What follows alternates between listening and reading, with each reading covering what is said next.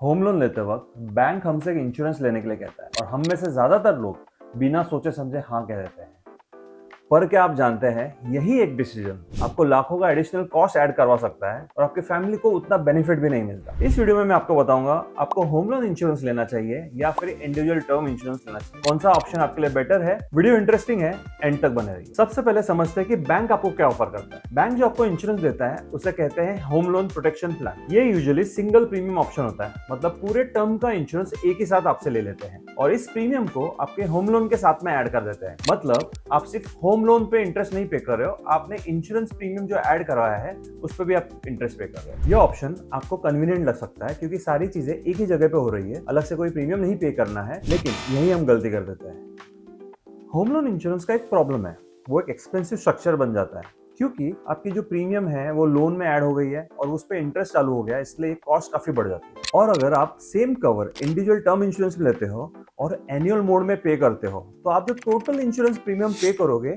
वो home loan insurance के जो इंटरेस्ट अमाउंट है उससे बराबर या उससे कम भी हो सकता है। मतलब कि आप होम लोन इंश्योरेंस में कन्वीनियंस के लिए काफी एक्स्ट्रा कॉस्ट पे कर रहे हो। और एक और इम्पोर्टेंट चीज, होम लोन इंश्योरेंस में कवर जो होता है वो रिड्यूसिंग बेसिस पे होता है। मतलब कि आपने अगर 1 करोड़ का कवर लिया है लोन लेते वक्त, तो कुछ सालों के बाद जैसे जैसे होम लोन कम होगा आपका कवर अमाउंट भी कम होते जाएगा।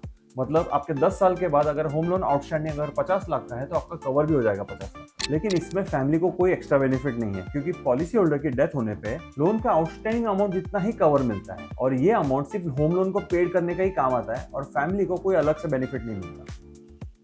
और अर्ली डेथ केसेस में जो अपने सालों की प्रीमियम एडवांस में पे करी थी सिंगल प्रीमियम ऑप्शन में, वो भी अगर अर्ली डेथ हो जाए तो वेस्ट हो जाती है। चलिए अब समझते हैं इसका बेटर अल्टरनेटिव ऑप्शन जो कि है individual term insurance policy.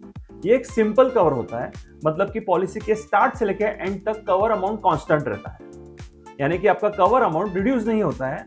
Secondly, premium options में सिंगल प्रीमियम के अलावा एनुअल ऑप्शन भी अवेलेबल है जिससे आपको एक साथ भरने का लोड नहीं होता। एंड थर्डली, ये लोन से कंप्लीटली सेपरेट होता है। अगर पॉलिसी होल्डर को कुछ हो जाए पूरा सम एश्योर्ड फैमिली मेंबर्स को मिलता है और फैमिली मेंबर्स ही फिर डिसाइड करती है कि क्लेम अमाउंट से लोन पे करना है या अपने फंड यूज करने हैं और बाकी का अमाउंट फैमिली यूज कर सकती है। ये ऑप्शन काफी कॉस्ट इफेक्टिव होता है क्योंकि सेम कवर के लिए लोन इंश्योरेंस से आपका इंडिविजुअल टर्म इंश्योरेंस काफी सस्ता पड़ता है और फ्लेक्सिबिलिटी के नाम पे आप अपने चॉइस का इंश्योरेंस कंपनी चूज कर सकते हैं, कवर कस्टमाइज भी कर सकते हैं, पूरा कंट्रोल आपके पास रहता है। सिंपल लैंग्वेज में अगर मैं बताऊं तो होम लोन इंश्योरेंस बैंक को ही प्रोटेक्ट करता है और इंडिविजुअल टर्म इंश्योरेंस आपके फैमिली को भी प्रोटेक्ट करता है। फॉर एग्जाम्पल, अगर आपने 1 करोड़ का लोन लिया है तो लोन इंश्योरेंस में डेथ के बाद सिर्फ लोन ही क्लियर होता है, लेकिन इंडिविजुअल टर्म इंश्योरेंस में पूरा 1 करोड़ फैमिली को मिलता है, उसमें से लोन पेड होता है और बाकी का अमाउंट फैमिली के पास रहता है।